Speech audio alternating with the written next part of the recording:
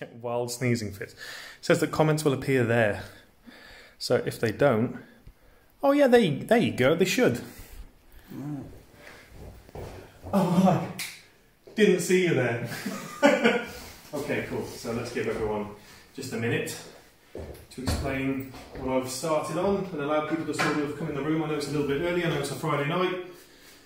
And I've just ran up the stairs. I'm a little bit out of breath because I'm a little bit overweight. So, and you don't look so frigid. I'm a frigid guy. Ollie Foster's so I already. I kind of want to show people that I haven't just done the one side. I sort of I'm going to talk people through the fade process. I'm going to talk people through what I'm doing. I've already done his beards. I've just done a little bit of prep before I went live tonight, and it's been a bit of a rush. So, without further ado, let me crack on. So, what I'm going to be doing tonight is a textured crop on curly hair, right? So Alex has been a client of mine for a hot minute now. He's all over my Instagram like a rash because he has wonderful hair to cut. So if I just get Alex to tilt your head down for me. Oh man, I'm still out of breath from running up those stairs, you know. So you can see what I've done is I've horseshoe sectioned all of them off, right? So this trim is about a month or so old, I believe. So what I've done is I've gone just underneath his crown, I've gone all the way around and sectioned it off nice and clean, nice and even, making sure my sections are really, really clean. And then I've done along the front what I've called a little bit of a veil. But because he's got a cowlick here, I've sort of taken it in slightly and kept a little bit of weight through there. I wanted the fringe a little bit dry before I cut it because it's curly. So the fringe has been pre-cut, right? So what I'm going to do, before I move on and before I do anything else, I want to spend a little bit more time discussing and talking about the fade technique as opposed to my previous videos where I sort of been overlooked a little bit. So as you can see from here, please tip your head over. This is my general fade technique. It's I was sort of given a little bit of time to play with it. There's still a little bit of weight there that I probably want to knock out.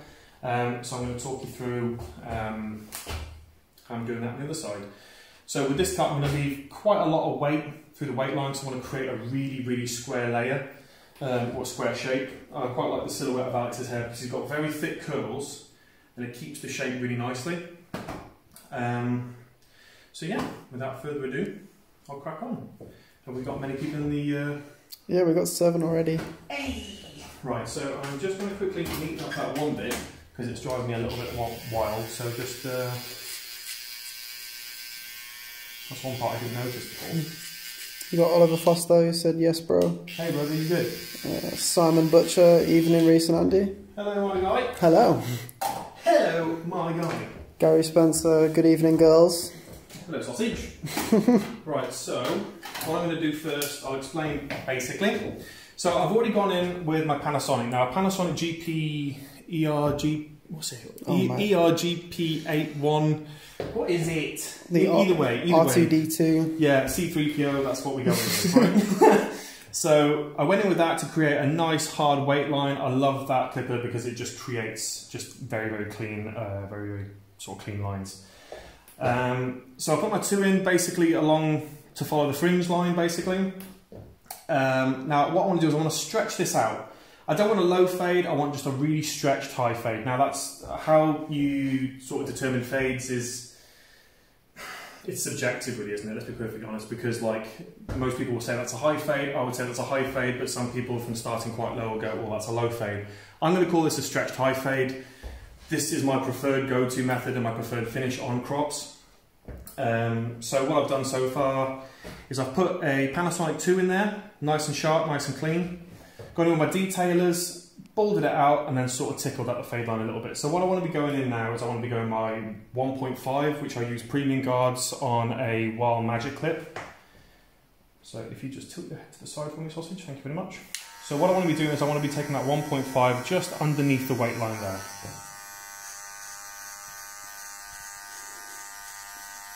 Simon Butcher says he loves the new Harry's. Thanks man, we did it yesterday on a whim and I feel like a Chubba Chubs lolly. You know, one of them, you know, one of them vanilla chocolate ones. Strawberry and cream ones. Chocolate and vanilla swirl. Yeah, we thought we'd switch it up and go a little bit fancy for the Barber Bash on the 15th. We got George in. Hello, George. A little bit of insight for everyone. George is joining the Hinces team on the 15th. Not the 15th, that's the Barber Bash, the 10th. He's joining us on the 10th. I don't know numbers. So we're very much looking forward to George joining. So very soon George is going to be doing camera work. He's going to be up there because he's really tall. So I'm going to get that wide angle bird's eye view. Right, so you can see I've gone in with 1.5. I'm just sort of flipping out nice and steady underneath the 2. You can see I've still got that quite nice band of dark. So if I were to hold that up there, you can sort of see the difference there. Now, some people will use the 1.5 guard. I don't really like using that guard other than to do tapers. I feel it picks up less. So I just prefer to sort of use an open one where this is concerned. I'm just taking my time, just getting it real nice, just refining it out a little bit. Do it nice or do it twice, you know how it is. Twice as nice. Twice as nice. Candy Burrell says, hi boys. Hi Candy, you okay? Okay, so, in fact, you met Candy as well when we did a class. When we did that class in Shrewsbury, Alex. Okay. That's when you say, yes, I remember. Doesn't care, does he? Doesn't care. Whatever, cut my hair. Right, so I'm going to go in with the closed one now. Tickling just that little bit lower. So I'm not going to be scared to sort of play with the lever a little bit here and there, just sort of using sort of better judgment really. So I'm just going to tickle it open a little bit, just so I'm making sure I'm not putting in very, very heavy steps. I'm going to go back over this a little bit. There's been times where I've spent up to like 2 hours on Alex's hair, to be honest, just to get that real saucy Instagram video. Remember that? Oh God, is that many? So rude. To be fair, I did a really nice, I got a really nice shot of Alex last month with the cut I did on him last month. We ran into the tattooist next door, and I was like, can I please use your Chesterfield? And she's Italian, and she was very nice, and she said yes, even though it was quite close to the euros. But she was nice, and I'm assuming she was nice because of that. But no, she's nice anyway, she's nice anyway. And yeah, we got a really nice image from there, so if you want to have a look at that, have a look on the Instagram, which is art.whitehouse_cuts. Cheeky plug. So as you can see, I'm going in with that one. You're starting to see a little bit more graduation come down from the top. What I like to do is I sort of like to loosely go in with the one, like the open one, the closed one. Just sort of play around with it. See where I'm at. And then right at the end, what I'm going to do right at the end is as you saw before, I'm going to refine it with detailing. I really like to pay a lot of attention to fades. You know, for a long time I was a bit concerned about being one of these barbers that only post fades. But the reality of it is, I suppose you can only really post what sits in your chair. And I quite enjoy doing fades, and I suppose you sort of attract what you put out as well. So I think at that point, I just sort of started to go, right, okay, well, let's really take our time on these. Let's really pay attention to these, because if this is the bread and butter, then. And you are a master. Just slide that in. That's not a flex. Just before anyone says anything, that's Andy taking the piss. Because I had a little feature in Barber Evo. How does it feel to be a master of the fade? They call me master of the fade. I'm not going to lie, I've been lording it over the boys since. Right, so I'm now going to slap on a 0.5 guard. I like using half guards, to be perfectly honest. Again, I'm using a premium guard. I like the security of the clip. Right, so I'm going to go in just where that line is, and again, I'm going to go in smooth, big movements. I don't fade too fast. I like to go in nice and slow. I like to really take my time on it. Don't get me wrong, like this method that I'm using now, which is generally 2. How I would do it was a 2, 1.5, detailers, foilers, detailer out of foilers, then 1, half, and then tickle out that. Generally I can get, I got the other side done in about 15 minutes. Generally, it is quite. I find it's a very good method to use for the simple fact that it's just fast, it's efficient. It's obviously not for everyone. Everyone's got their own techniques, but I really like using this method. To be perfectly honest, it's sort of. I basically use it on near enough everything, really.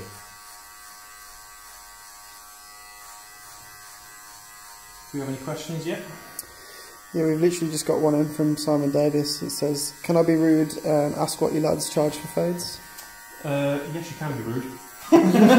No, it's rude. Fine. Rude. So we all have different rates, but there you go from 15 to 22, depending on who you have in the shop. I haven't told a lot of my clients yet, but mine's going to be going up in April. Sorry, Alex. But yeah, so 15 to 22. How long have you been fading like this? When did you actually start like descending and... Do you know what? I haven't got a clue. I actually think... I'm just tickling around here now because I've just seen some bits. This is the problem. You go in, you keep on seeing bits. I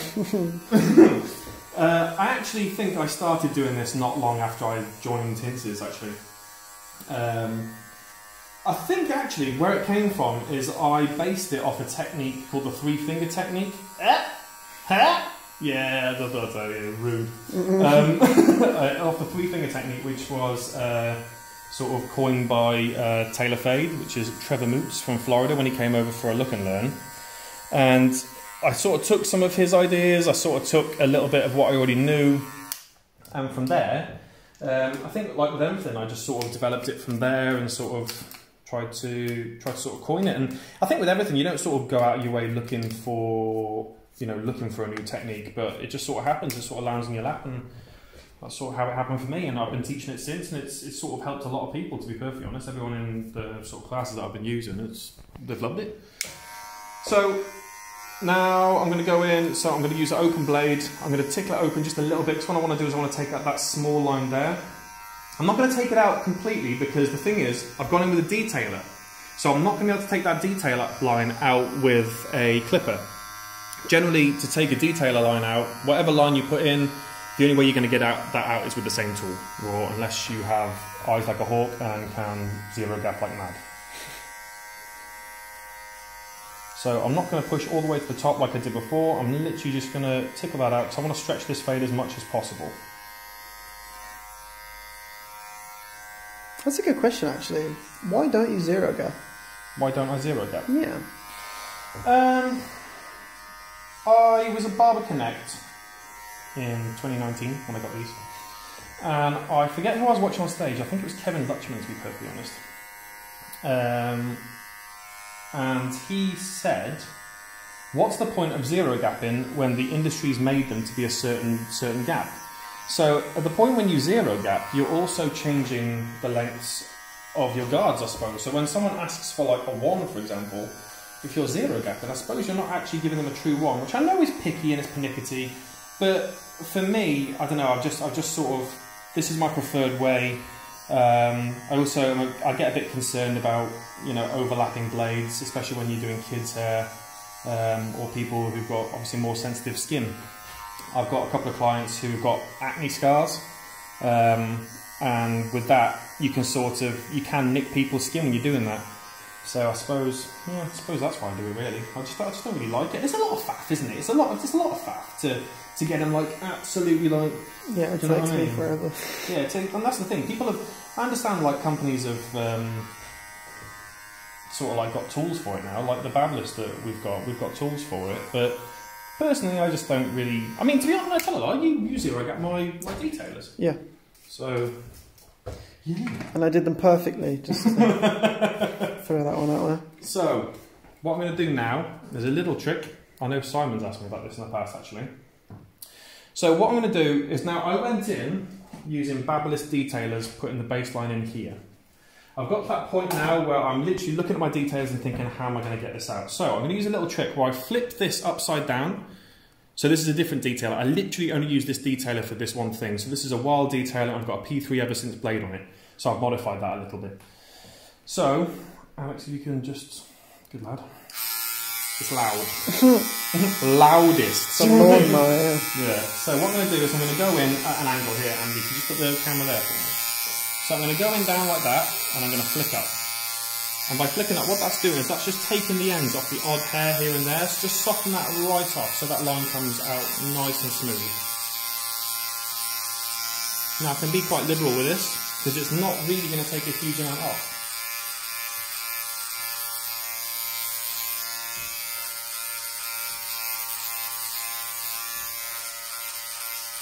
Now a lot of people will go in like this and try and drag it up like that.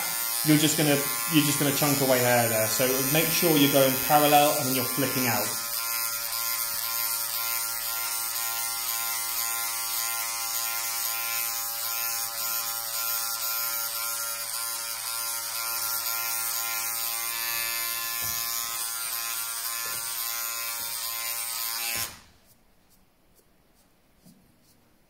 We get some light on that because it's a weird light.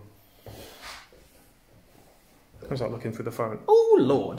So there's this part here that I want to just take out. So this is the thing. This is the thing with fades.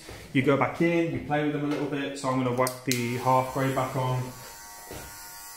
I'm just going to go sort some things out, just soften them off nicely. It's interesting as well actually to look at this through a camera.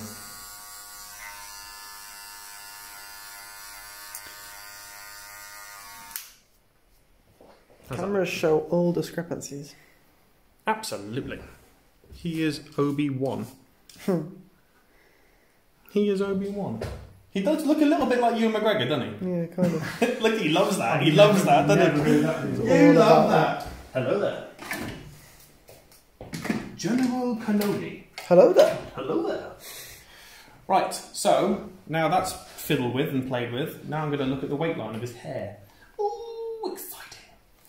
So obviously I've already sort of pre-cut the fringe a little bit. I've done what's called a soft bevel, so I've sort of gone in with a 2 and sort of gone up a little bit. Now he's got very curly hair. Generally, if you're going to cut a crop with curly hair, do not cut it when it's wet, because we might or not all know, but generally curly hair bounces. Alex has very unpredictable hair as well. I've been cutting Alex's hair for 3 years now. Yeah, we'll go with 3 years. Right, yeah, we'll go with 3 years. And he used to have it all slicked back, and that was an absolute fight. So, yeah, when we found this, it was ideal, really. It was a really nice sort of change, and suited him really nicely. So I don't think we've looked back since. Oh, it's raining, Andrew. Oh, we love that. Oh, lovely. Simon asks, how long do you take for a fade in the shop, roughly? About 45 minutes. Fade with the beard's about an hour. Depends really. Sometimes I'll book out longer times if I'm feeling frisky. Like Alex often has to pay extra for parking. Yeah, usually an hour and a half. Usually an hour and a half. Just because I like to stretch that out a little bit. So, what I'm going to do... Oh, the foot thing's not here. I did this last time, didn't I? What I'm going to do is I'm going to build from the back. So what I want to do is I want to create forward motion. I want to basically graduate it towards the front. So it's all pushing towards the front of the face. I'm going to create a lot of square layering through the top, and I want to create quite a heavy weight line, but still sort of softened in a little bit. So what I'm going to do is I'm going to go from the back, and I'm going to look at the natural flow of his hair. So his crown starts around here. I'm going to push that out of the way, and I'm going to work forward.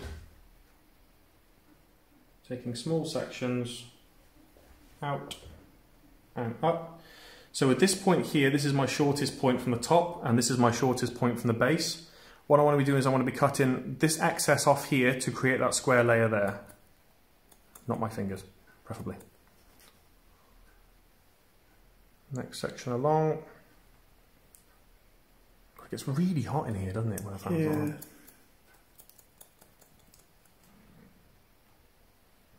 Now, when you're creating a squarer layer, don't worry if you're not cutting a lot of hair off. What we want to be doing is I want to really be emphasising the squareness of it. So, as you can see from here, Andy, if you could just stand just there, at the back, you can see I'm pulling it right out. So there's the shortest point again, and I'm going to be cutting all this. So measure twice, cut once.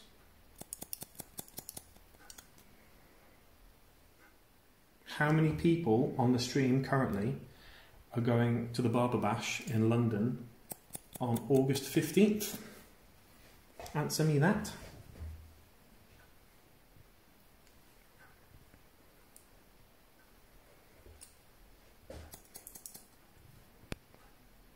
I am. That's good. Same. Yeah, same.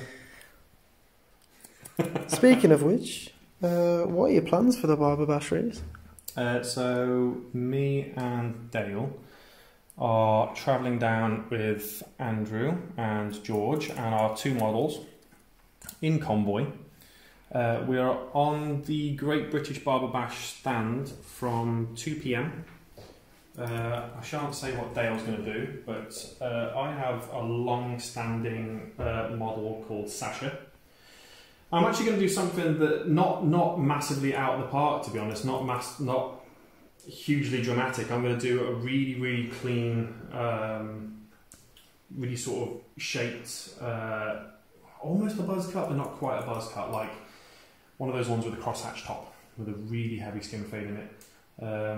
Sasha is a very good looking young man, so I'm looking to get some really strong and striking images of him, to be perfectly honest, on the day. So I would rather, I think I'm going to go for something a little bit more simple, but well executed, to be perfectly honest with you. George just said, "I am your driving?" ? I am your driving. He's going. You're driving. Actually, George, you're with me. Is he? Oh yeah, George is with you. Yeah, George, I'm picking you up, and then you're going to jump in Andy's car with Dale at Shift on Services. So I'll pick you up from your house. Filthy boy. So as you can see, I've worked my whole way forward, right? All the way forward with this. I've got hair all over my hand. You can see I've just softened off that, but you've still got that nice sort of difference in weight. And what I'm going to do at the end is I'm going to soften that off. I'm going to go in with that with a 3 and just really tickle that out. Really tickle that out nice and fine. Now I'm going to do the same heading the other way. Oh, it's not there, is it? Right. One day you might learn. Yeah, I might. Yeah, I'm teaching other people. I'm like, where's your step on?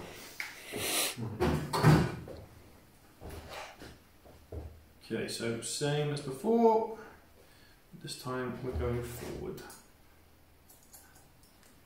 Well, we went forward the other one. We're going to go the other way. Yeah.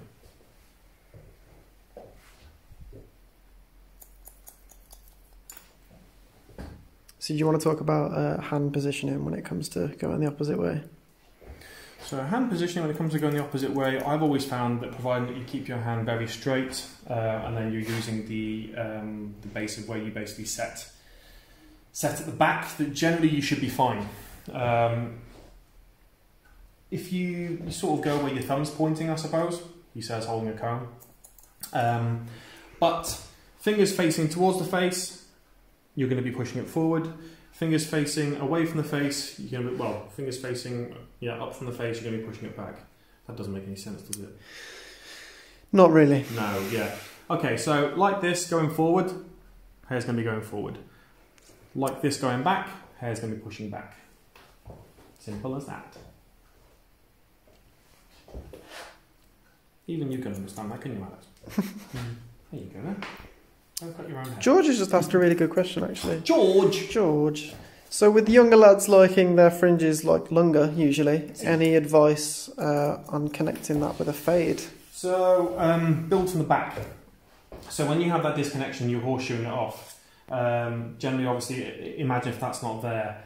We're going to take small corners at a time. And by taking small corners at a time, using your first layer, so let's imagine that's layer 1, and I was starting to section it off from here to the centre. I'm going to be taking it down, and that's how I'm going to be connecting it. Yeah? You're nodding. Yeah. That works. Cool. It's funny how we cut differently. Right, how would you do it? Block graduation. Everything. Block grab. Block grad, absolutely everything. I don't know why I've got you up so high when I'm so short. Better. Well, look, I can cut hair now. He says.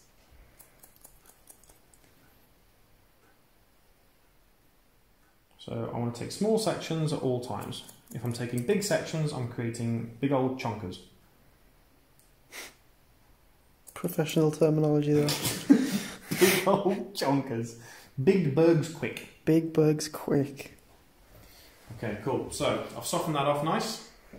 So I'm going to come back to this. I'm going to come back to this great line right at the end. Because now what I want to do is I want to look at the top. I want to create a lot of shape to the top. Look how thick his hair is. I promise it is clean. So even at the front, so I've cut that first layer in as a base. So I know that as the front falls over, when it's wet, it is going to be longer than that. So that first layer is a base there. You notice how, again, how I've gone in a little bit further up there because he has a cowlick. So if I start pushing out of the way, you can see how the cowlick falls. Push it like that, and it rests a little bit better. Okay? Now I did that dry because of the nature of curly hair. So, when you're cutting hair, you always make sure it's completely soaked through. At all times, I want the... I just sprayed. You hit me. It's got weird at the minute. It's got like this one spray, and then sometimes it does two. See, do you see Oh, that? wow, yeah. Yeah, we've all been there with the double spray, haven't we, boys? Kinder Surprise. What? Yeah. Think about that one. Kinder Surprise. Do you get that? I don't think I get that. Kinder Surprise. I'm just hungry. That's it, that's it. We didn't discuss what Alex was having for a takeaway later. Yeah. What are you Big having for a Burgers. takeaway later? Big King, probably. Yes, Big Burgers Quick. Big Burgers Quick. That's actually where that came from. Other burgers are available. Yeah, but they're all small burgers. They're all small burgers. And relatively slow. Right, back to hair. So this is all now wet, right? Lovely and wet. Mmm. So what I want to do is I want to create a channel, right? Now I'm going to use the natural flow of the head, so I'm not going to be looking at this. I just want to create a natural channel, like a profile section, right down the middle. I'm not going to look because I want it to be as natural as possible.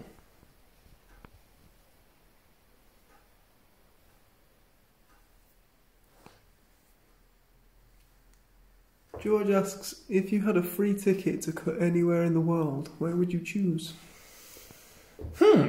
If I had a free ticket to cut anywhere in the world,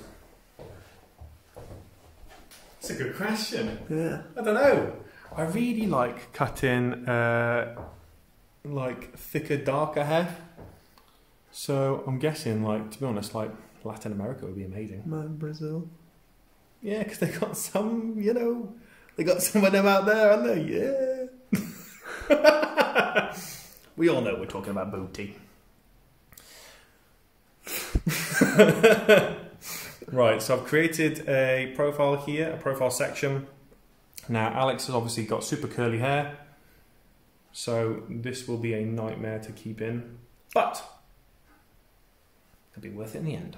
I'm really glad I can get the camera here. Yeah, straight up. I'm tall. Oh, yeah, okay, cool. But so what I want to be doing is I want to be taking his profile section generally as short as the longest point at the back of his crown.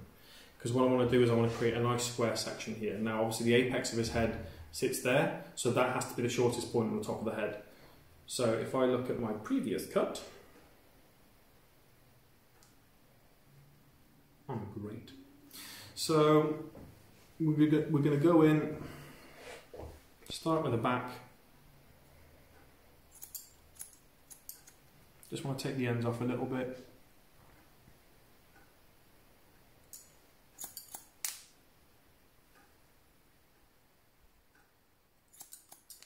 Be careful, obviously, not to cut past the second knuckle. Now, the thing about curly hair is it curls over, so generally I have to do this a couple of times. Curly hair can be infuriating, yes. But it's so worth it. Absolutely, especially with Alex's hair, because it is gorgeous. Mm. You can sort of see where we come to the front. Now, obviously, because I've beveled the front of his fringe off, there is going to be a much shorter section than the section before. So as we hold that out there, we can sort of see that section there is shorter than this section here. So I'll adjust that when his hair's dry, because that's the connecting part of the fringe. So now what I'm going to do, whilst I've got these two, obviously these two parts combed over, this part is obviously our profile section. So now I'm going to block grad my whole way around, so I'm keeping a nice barrier, so I've got no overhang at all. Now obviously you can see there's going to be a bit of overhang towards the fringe. I'm going to leave the fringe, because we're going to come back to that when we're done. So I'm going to start at the back. Just going to go in nice and loose. It's curly hair, so precision is key, but it usually comes right at the end. So as I can see, there's a little bit of overhang here. You're very good with the camera today, Andrew. Yeah, I've been practicing. Been practicing holding cameras next to heads. Yeah, man. I shan't ask. I'm a barber, Reese. Oh, right, yeah, cool. Gotcha. Speaking of which, I'm going to plug Andy. Go follow Andy_Liam_Forster. Right? Not Forrester, not Foster. It's Forster. Thank you. And leave him loads of hate, mate. Everybody gets it wrong. Everybody gets it wrong. Someone called me 4-star once. I was just like, are you okay? There's a joke there. There's a joke there about not being 5-star. Right, and that's the end of the stream. Right, So, Reese. So, Andy. Do you have any advice for new barbers? Anyone starting out in the industry looking to find their way, or? Yeah, so when I started out, I didn't really know what to expect, to be perfectly honest, but I knew I needed to show up. I knew, like, I say this quite often, but like in every sense of the word, I showed up. So like, I was early for work. I knew I needed Instagram. Like, my gut instinct told me a lot more than people around me wanted me to know, if that makes sense. So I trusted my instinct. I trusted my gut. That's something I definitely say to people as well. Trust your instinct. If you think you're capable of something, if you think you want to go after something, you know, people are going to be quite quick to say, oh, you can't do that, because they can't. What I would say to new people in the industry is show up, because you can. Do you know what I mean? You can definitely do it. You know, I know people that have been in situations where, you know, they've been in shops, and just a quick one, I'm going to join the profile section to the one I block graded, right? So it's going to go from there to there. You know, I know people that have been in shops where they felt suffocated for the simple fact that the shops didn't really understand what it was they were trying to achieve. So like people like taking photographs, for example. You know, by taking photographs, you know, that's something that you want to show off your work, you want to be proud of. And quite often than not, when shops sort of talk down about that, I have strong feelings about that. But show up in every sense of the word, basically. You know, if people don't want to listen, find people who want to listen, because there are people out there that want to listen. If you give enough of a shit about your job, which I'm sure everyone in the stream does, or everyone who's going to be watching the stream at a later point, if they does, just keep grafting. Do you know what I mean? It's just that graft. Just show up in every manner of the word. Like when you go home, like live and breathe it. Like spend that time on Instagram. You know, like that's it. Like Instagram is such a tool as well. Like use every tool you have available. Like invest in yourself, invest in your work, spend that time. Like just invest in yourself, because everyone wants to be that barber with all the likes and all the followers and all, you know, the endorsements and all that sort of stuff, and that's great, but if you've got an empty chair, it doesn't mean shit. So like, just make sure that you're showing up for yourself, you're showing up for your work, showing up for your clients. Every single time that you cut a client's hair, it has to be better than the last time you cut it. You know, when you're first starting out, your first cuts are not going to be your best. That's the case. It's just not going to be your best. But if you ensure that the next cut that you do on that returning customer is better than the last one, you're making improvement.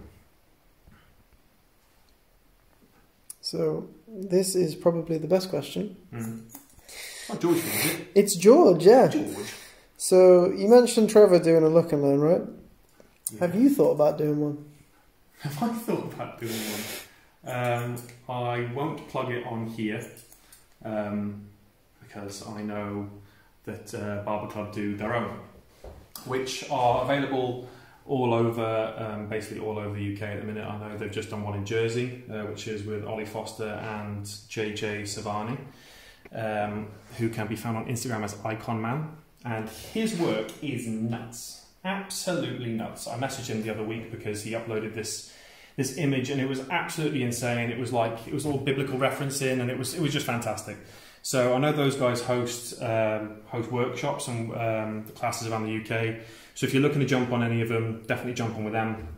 Those guys are both fantastic barbers.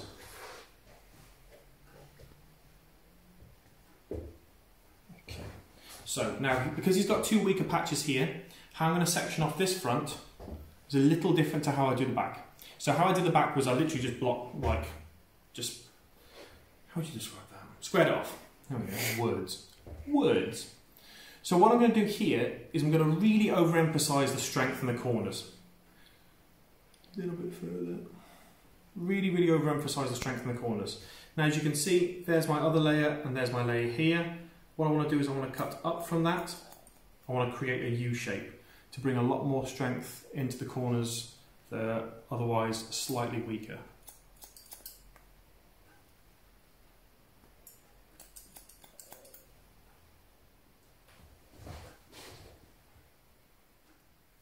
As I go up, what I should be able to do here is lift these sections up. Just take these smaller sections off. Using my point of reference from the middle and retaining texture throughout. Well, layering throughout, should I say, which obviously in turn with curly hair creates texture.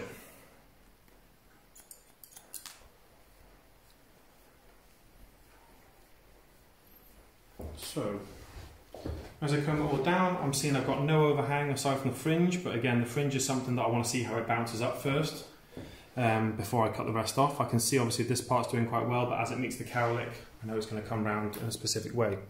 So as I comb it all down, there are some bits to take off.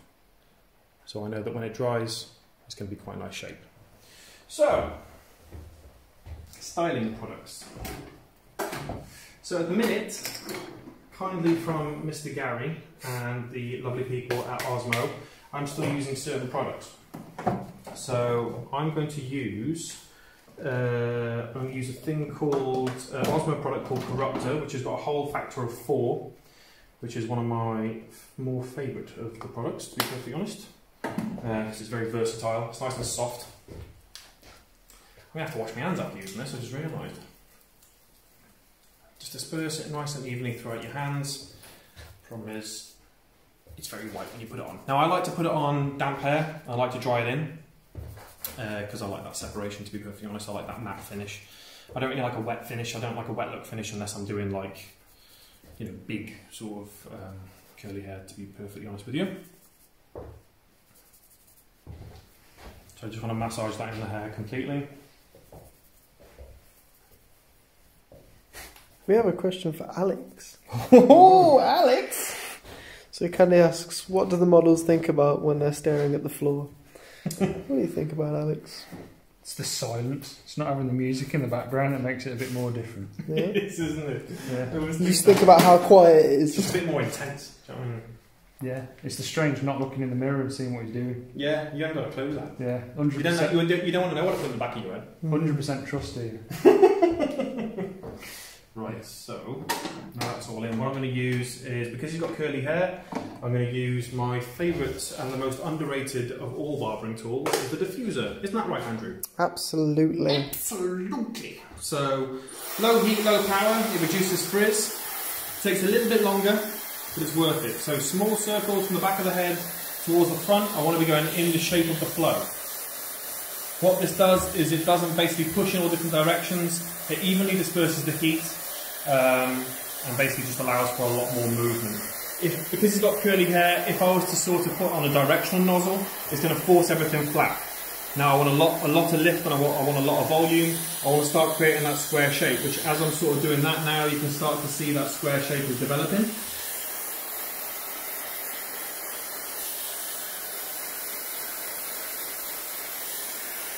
And this stuff smells lovely as well.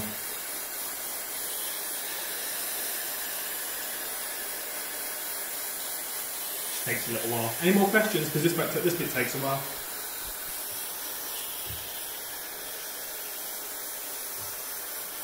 Andy, didn't we have a few questions that I was asked earlier on Instagram? Absolutely.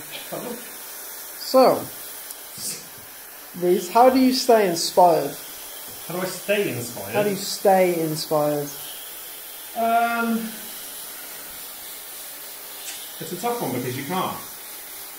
Oh, curveball! Yeah, you didn't see that coming, did you? Exactly. You can't really. You're not always going to be inspired. You're not always going to be. Yeah, you know, and you shouldn't beat yourself up about that. I don't think. You know, you can't come to work every day going, oh yeah, I want to do something mad today. Because it's not being funny. You might actually get a day where everyone, you know, the customers already know what they want. And as much as you can sit there and be like, oh, I want to put a slash in your head, or I want to do this, down the other, like they might not do it, right? I always find Instagram is a great source of reference. Obviously, Tinterweb, fantastic source of, yeah, inspiration, I suppose, and influence. So I'd say Instagram really, yeah, just keeping up to date with what's going on, really sort of interacting with basically the Barber community, which is massive. To be perfectly honest, it's one of the most, if not the most, integrated community next to tattooing, I feel. Especially when you start looking on like Instagram and online, it really is fantastic. To be perfectly honest, so. Look to other people. I mean, imitation is the greatest flattery. I understand that. Try not to be a copycat.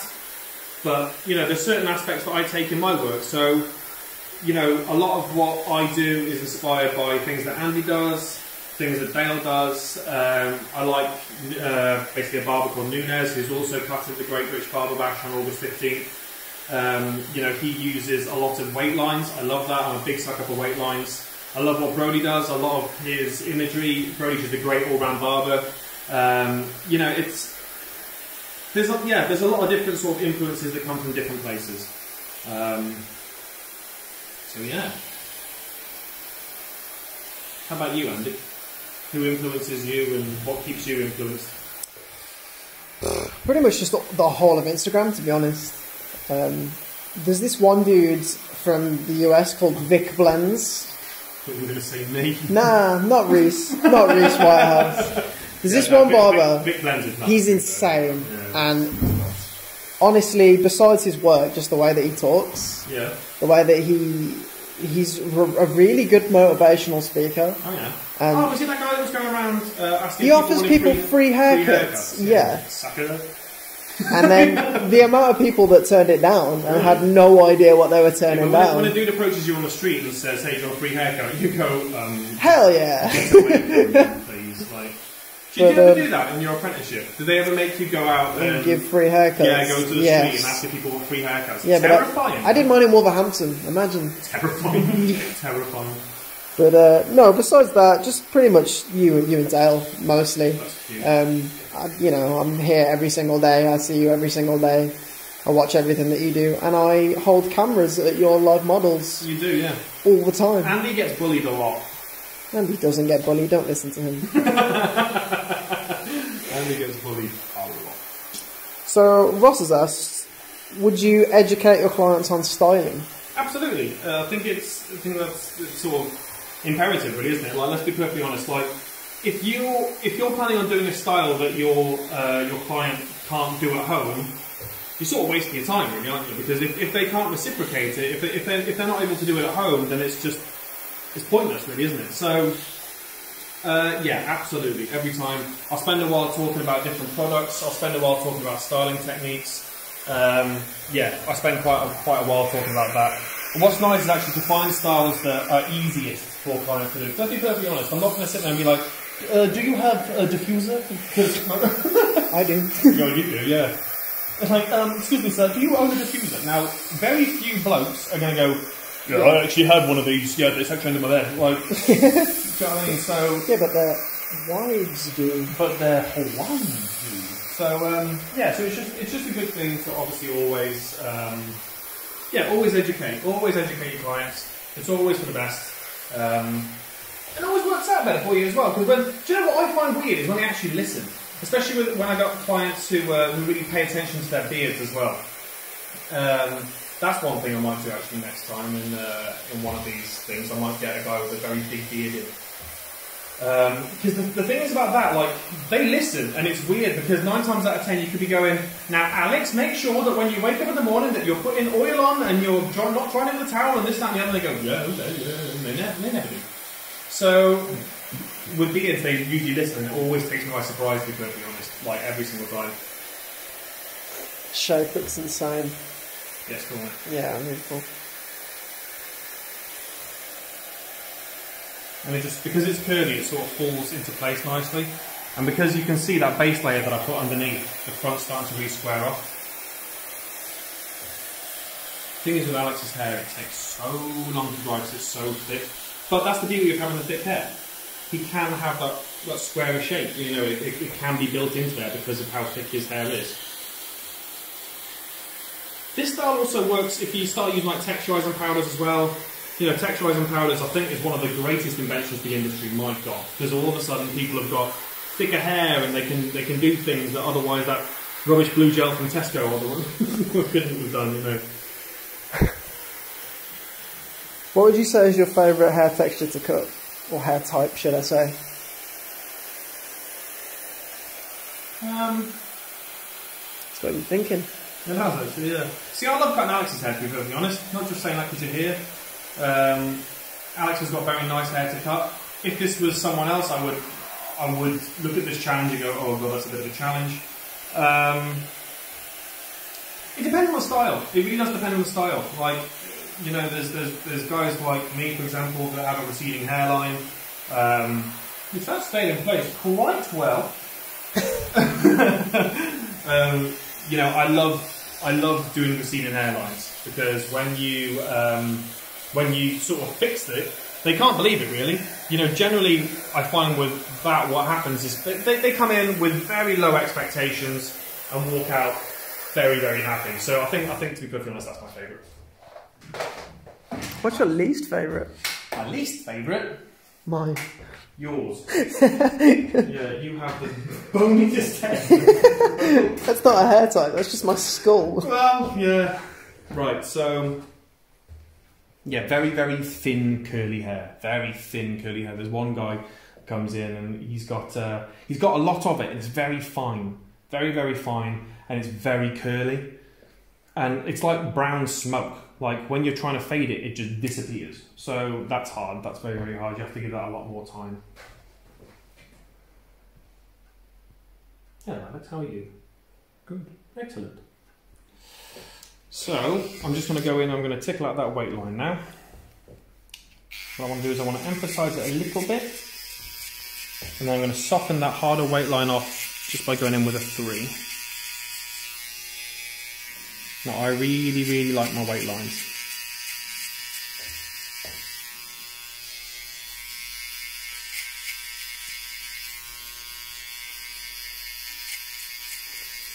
How do you feel when someone calls that a step?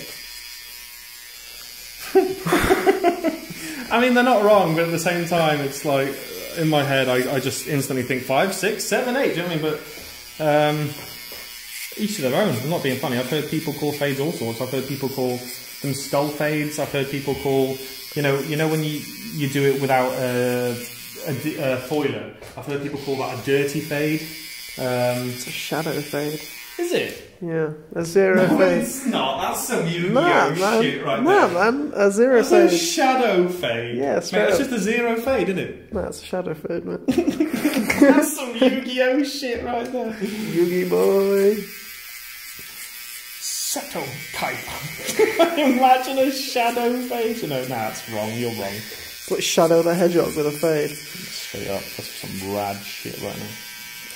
Right, so you can see that weight line starting to come in nicely. How come you do detail overcomb at this point rather than clipper overcomb? Clipper overcomb is big and bulky. I want something very nimble. I think it was a very straightforward answer. Straight up, yeah, that's just how it is, isn't it? Like, clipper overcomb is going to be... whereas I want something that sort of goes into the hair rather than across the hair. like I want that difference in flow. I want to still keep the flow from how I cut it at the top, but I really want that big old step in there. Do you guys colour hair in the salon? Yes, technically we colour each other's, but it's not a service that we are currently offering. I think only myself and Dale are trained in it. My training was years and years ago, and it's a bloody minefield, to be perfectly honest. So we don't actually have a basin at the minute either, so that sort of puts a big old stick in the mud. So I've got this nice sort of just heavy weight line here, which is falling nicely forward towards the fringe. So I'm going to be taking a 3, open it up a little bit, and just shattering it out. Just to soften that hard line off a little bit more.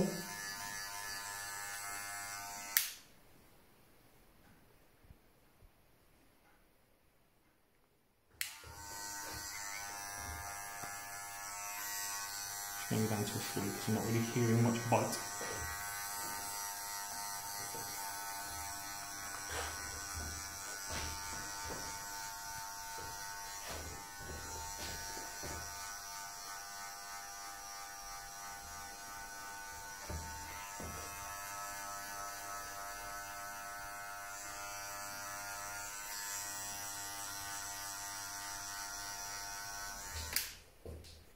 Gorgeous.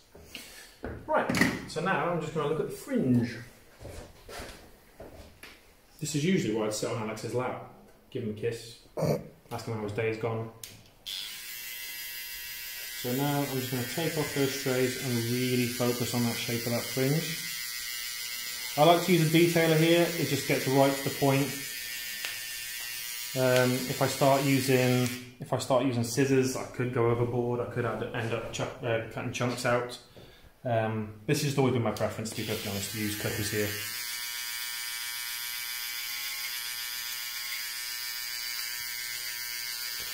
George asks, are there any future trends coming through that excite you? I actually like the movement of tapers. Yeah. People seem to be having tapers more than skin fades these days, and I absolutely love that, because a taper is a classy, classy look. Mm-hmm. How's it looking from the front? Nice and straight. And you see we've taken into account his cowlick here. So I'm just going to take this little bit off here, because it's driving me wild. Very nice. Very good, very nice.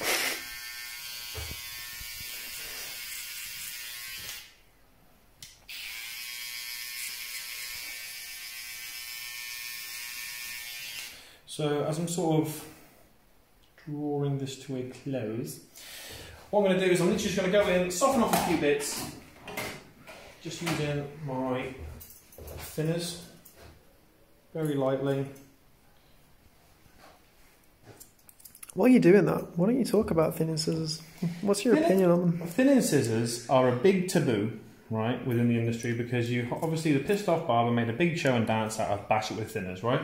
So now everyone's absolutely petrified to use thinners, but also in the same ilk that people aren't taught how to use thinners correctly, and they're not used in moderation. Thinners are some of the most fantastic tools in your arsenal, but they can be obviously overused. We've all been there, we've all picked up someone's head and gone, my God, this has been bashed, right? Now, bashed has become, the phrase bashed has now become part of like the lexicon of vocabulary of barbers, which is funny and all that, but it's also put the fear of God into barbers as well. I don't overuse them. When I get clients sit in the chair going, oh yeah, can you just thin this out here, and then they get surprised when you don't use thinners. That annoys me, to be perfectly honest, quite a lot, because it's... How often do you have to explain that you don't need to use thinning scissors? Well, it depends. Every time. Yeah, it depends. If they're a new client then and they've been mistreated in the past, then that's how it is. But if they're not, then it's different, isn't it? So it's if they're one of my clients, they already know. It's like you see a light bulb click in their head when it's like, if you keep cutting it, it just gets shorter and thinner. If you keep cutting it, it just gets rubbish. So I'm just using texturizing powder to put a bit of shape into this. So I really want to emphasise that square shape. Just lift your head up for me, buddy. pulling out those corners. Candy says the curls look really good. Thank you very much. He has beautiful hair. What a fantastic model you are, Alex. What a fantastic model. So, in a little bit, I'll tell you when I'm going to pose with Alex. We're going to do the back-to-back Charlie's Angels thing. And what I want people to do is I want people to take screenshots of that, and I want you to put them on Instagram, put them on your stories, tag me and tag the Great British Barber Bash. If that's okay with everyone. That's just a thing that we do. No. No. No, I'm just going to finish this off with a little bit of hairspray. I think I'm actually coming to the end of this one, so if this runs out, I apologise, but I do have one on. Now, speaking of taboos, I also love enhancer. It's no secret. I don't make it a secret, and I think people should really embrace them a bit more, to be perfectly honest, because clients love them. So now you can see from here that I've already faded it. Shape's looking nice. You know, we're at a who's that popping up? No, they can go away.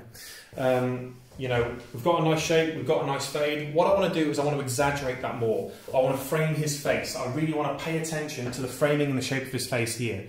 So what I'm going to be doing is I'm going to be applying Topic, which is hair microfiber, to this part here and this part here. Not a huge amount, but just enough so it just enhances the framing of the face.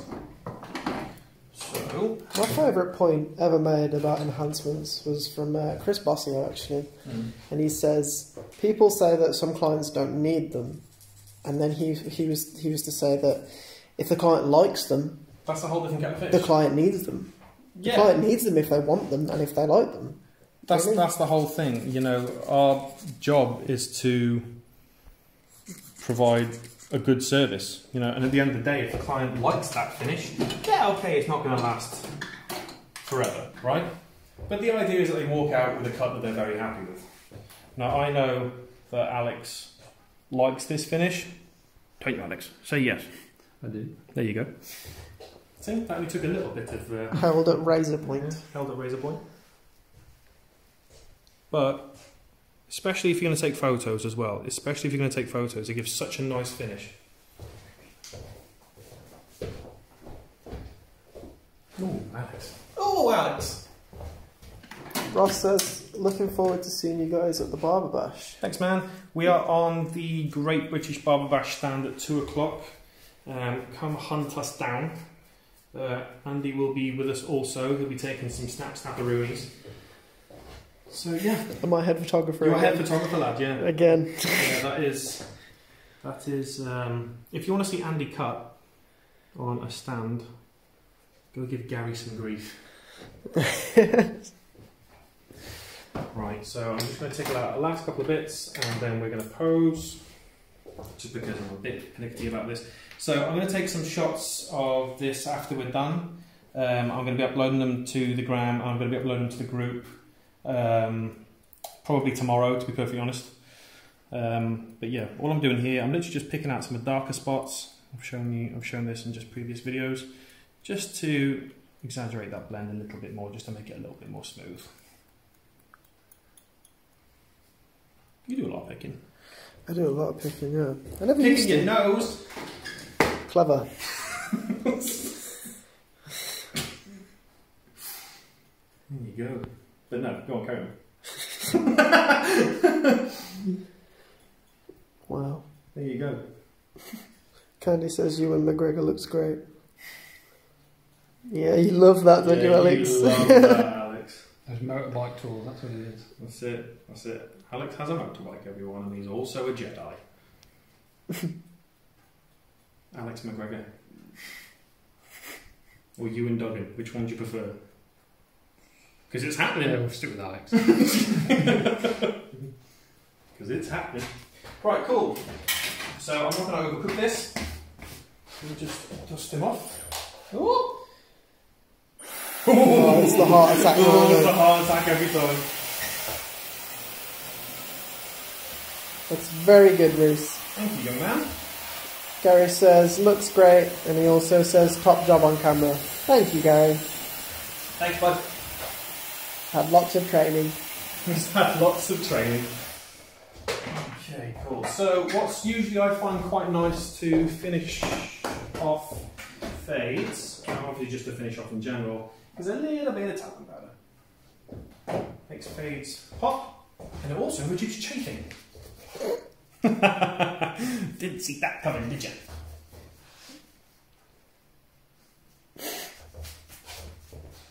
Also, just while I'm here, if you want to pick yourself up one of these, head to the greatbritishbarberbash.com or .co.uk, one of them, just head to Great British Barber Bash. And also, I've got some other things. So this is a ceramic vent brush, which is also curved as well, which you can get for the Great British Barber Bash. Do you want to just hold that up to the camera? Yes, I can. It's got a little bit of hair on it, just ignore that. It's insane, it's such a good brush. It is cool, it's cool, it's not carbon fibre wrapped. Same with this. This is my go-to for pretty much everything. But Gary, it's starting to wear out because it's getting a lot of use, so I might come hand you for one at the show. Anyway, right, without further ado, I'm going to pose with Alex for a little bit. Boop! So if everyone could upload these to their Instagram, that would be fantastic. Tag me and the Great British Barber Bash. You going to do gun pose? No, alright. Has everyone got that? Alright, cool. Right, sweet, that'll do.